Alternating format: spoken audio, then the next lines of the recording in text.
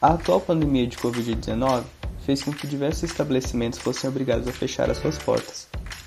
Uma pesquisa de opinião de empresários na Associação Brasileira de Bares e Restaurantes em São Paulo revelou que mais de 35% dos estabelecimentos fecharão suas portas até o final do ano. E não há dúvida, também, de que a retomada será um tempo de extrema dificuldade.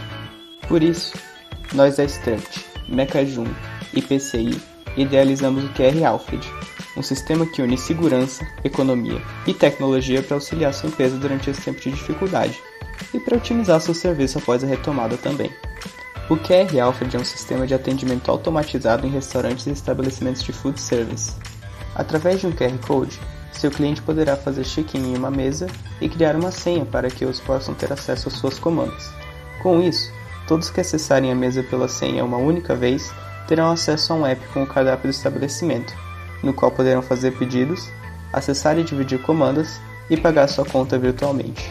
Finalizadas todas as comandas da mesa, essa ficará disponível para que outros clientes façam check-in.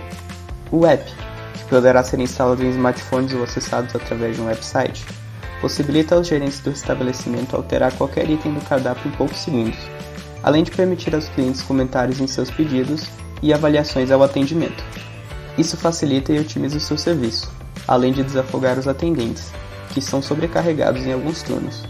Tudo isso de forma rápida, direta e simples, reduzindo o contato entre os funcionários e clientes. E ainda tem mais.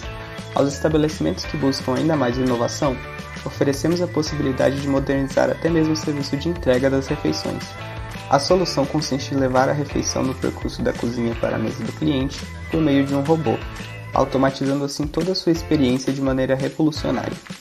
Além disso, também oferecemos a opção de instalação de dispositivos digitais em cada mesa, permitindo que o usuário possa acionar um atendente em caso de qualquer dificuldade com o processo. QR Alfred, seu restaurante no mundo digital.